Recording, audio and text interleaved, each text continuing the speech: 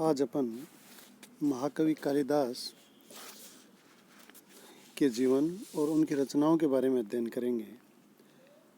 महाकवि कालिदास के जीवन और जन्म स्थान के बारे में विभिन्न विद्वानों ने अलग अलग मत दिए हैं, लेकिन जो ज़्यादातर विद्वान हैं वो कालिदास को उज्जैन का रहने वाला एक ब्राह्मण तथा शैव मतावलंबी बताते हैं। इसके अलावा कुछ विद्वान कश्मीर भी इनका जन्म स्थान बताते हैं।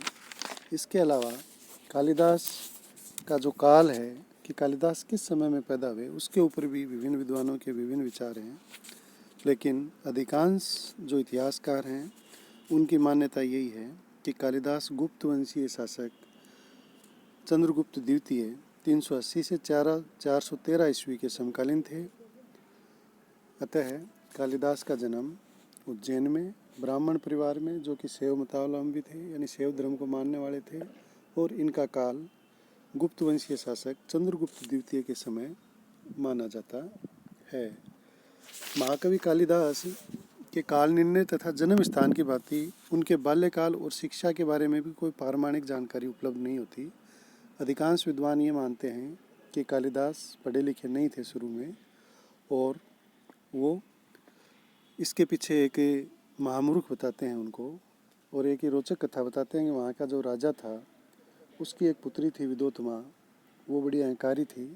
तो उस राज्य के जो पंडित थे उन्होंने ये सोचा कि इसका विवाह किसी मूर्ख व्यक्ति से किया जाए, तो वो कालिदास को पकड़ के ले गए और राजा के सामने उसकी विद्वता की तारीफ़ की। राजा ने खुश होकर विदोत्मा के साथ उसकी शादी कर दी। विदोत्मा को जब पता चला कि कालिदास पढ़ा लिखा व्यक्ति नहीं है, उसे शास्त्रों का ज्ञान नहीं है, तो उसने उसे बुरा भला कहा, और इस बुरे भले कहने से वो इतने दुखी हुए कि वो दूर चले गए, और दूर जाकर उन्होंने शास्त्रों का अध्ययन किया और शास्त्रों में निपुणता प्राप्त की। निपुणता प्राप्त करके वो वापस आए, और वापस आने पर विदोत्मा ने उसे उनका स्वागत सत्कार किया। एक दूसरी मान्यता ये भी है कि अपनी पत्नी से वो अपमानित होकर घर से सीधे काली मंदिर चले गए, और उन्होंने काली के सामने अपनी जीभ काट कर रख दी। उनकी श्रद्धा से प्रसन्न होकर काली की कृपा से वो समस्त शास्त्रों के ज्ञाता और महान कवि बन गए। लेकिन ये जो किंवदंती है इसमें कल्पना का पुट ज़्यादा लगता है। अधिकांश विद्वान यही मानते हैं कि वो पढ़े और बहुत वर्षों तक उन्होंने विद्या अध्ययन किया, शास्त्रों और व्याकरण में निपुणता प्राप्त की, और उसके बाद में उन्होंने गृहस्थ आश्रम में प्रवेश किया और ख्याति प्राप्त की। गुप्त काल के जो विद्वान हैं कालिदास, उन्होंने 4 काव्य और 3 नाटकों की रचना की, यानी कुल मिलाकर 7 रचनाएं की। कालिदास रचित ऋतुसंहार और मेघदूत ये 2 खंड काव्य हैं। कुमार संभव व रघुवंश महाकाव्य हैं। इसके अलावा 3 नाटक विक्रमोर्वशीय, मालविकाग्निमित्र और अभिज्ञान शाकुंतलम। अभिज्ञान शाकुंतलम कालिदास की सर्वश्रेष्ठ रचना है, सर्वश्रेष्ठ नाटक है। इस तरह से 4 काव्य और 3 नाटकों की कालिदास ने रचना की। कालिदास की जो प्रथम रचना है वो है ऋतुसंहार। ऋतुसंहार के अंदर कालिदास ने 6 सर्गों का एक ये खंड काव्य है, और इसमें जो 6 ऋतुएं होती हैं उन 6 ऋतुओं का एक एक खंड के अंदर वर्णन किया है। दूसरी जो रचना है वो है मेघदूत। मेघदूत 2 भागों में बंटी हुई है, पूर्व मेघ तथा उत्तर मेघ। इसमें यक्ष की वीरय गाथा का वर्णन दिया गया है। तीसरी जो रचना है वो कुमार संभव 17 सर्गों का महाकाव्य है, जिसमें शिव पार्वती के पुत्र कार्तिकेय की जन्म की कथा का वर्णन है। चौथा जो महाकाव्य है वो है रघुवंश। रघुवंश 19 सर्गों का महाकाव्य है, जिसमें जो रघुवंश है उस वंश के जो राजा हैं, राजा दिलीप से लेकर अग्निवर्ण तक 40 इन राजाओं का चरित्र चित्रण इस महाकाव्य के अंदर किया गया है। 3 नाटक हैं। उन नाटकों में जो प्रथम नाटक मालविका अग्निमित्र है, ये 5 अंकों में कालिदास की प्रथम नाट्य रचना है। इसमें शुंग राजा, अग्निमित्र और मालविका की प्रणय कथा दी गई है। जो शुंग राजा था अग्निमित्र और जो मालविका थी, उनके जो प्रेम कथा है वो इसके अंदर दी गई है। दूसरा जो नाटक है वह है विक्रमोर्वशीय। इसमें पुरूरवा और उर्वशी की प्रणय कथा है जो 5 अंकों में विभाजित है और इन दोनों की प्रणय कथा इसमें दी गई है।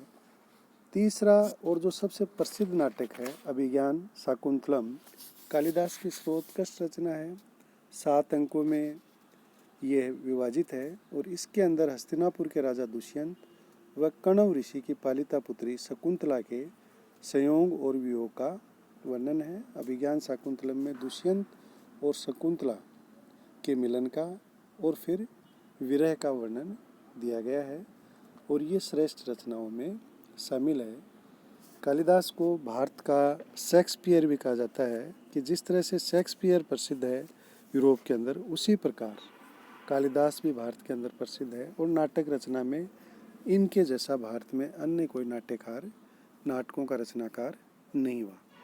कालिदास के साहित्यों, जो साहित्य लिखा है उसकी विशेषताएं, यानी क्या क्या किस तरह से साहित्य लिखा है, क्या विशेषताएं हैं। तो जो पहली जो विशेषता है वो आती है भाषा और छंद की योजना।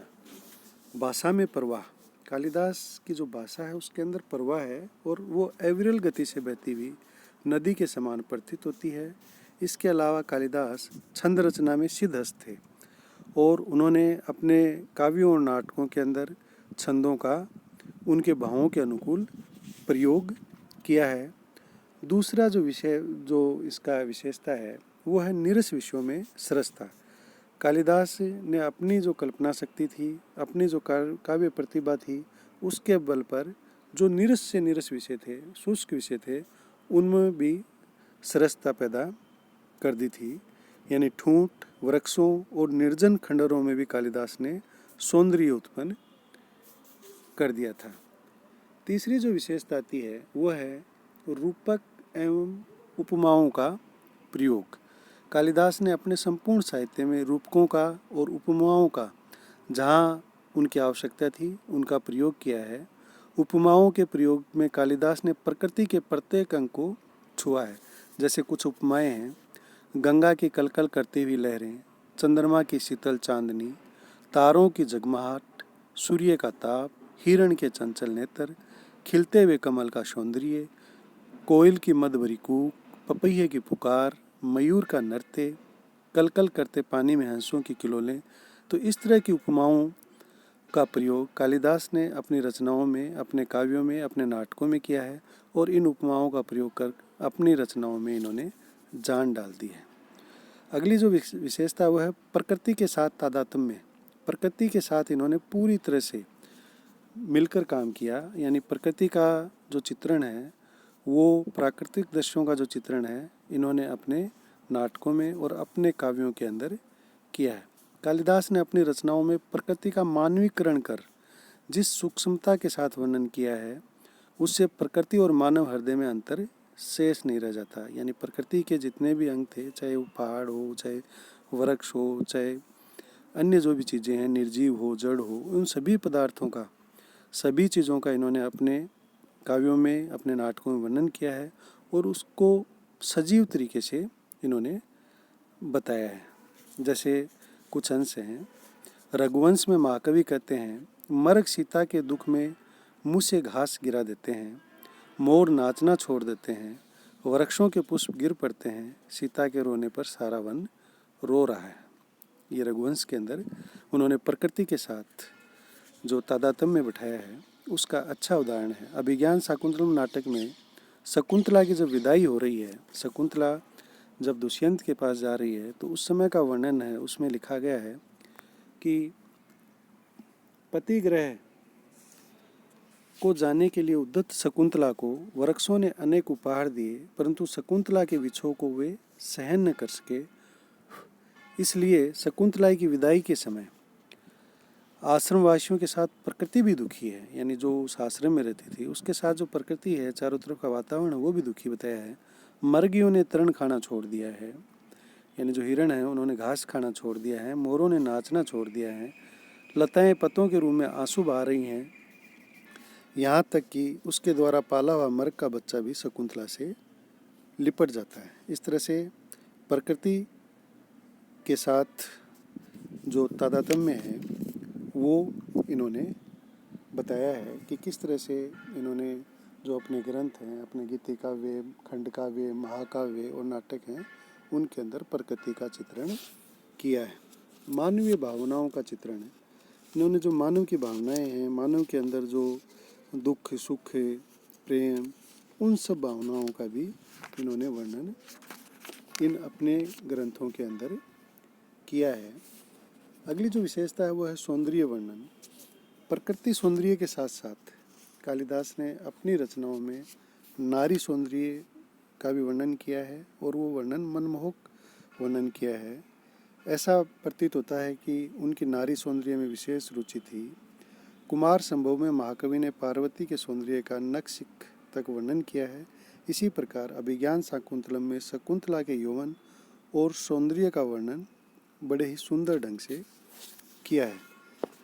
सारांश में हम कह सकते हैं कि कालिदास संस्कृत साहित्य के महान कवि एवं नाटककार थे। उन्होंने अपने समय के अनेक कवियों के यश को फीका कर दिया, यानी अपने समय के जितने भी कवि थे या अपने समय के बाद के भी जितने कवि हुए हैं, पहले के जो कवि हैं, उनमें वो श्रेष्ठ थे। और उनके प्रवर्ती कवियों में भारवी, भट्टी, माघ, नाटककारों में भगवती, मुरारी आदि सभी पर कालिदास के साहित्य की छाप स्पष्ट दिखाई देती है।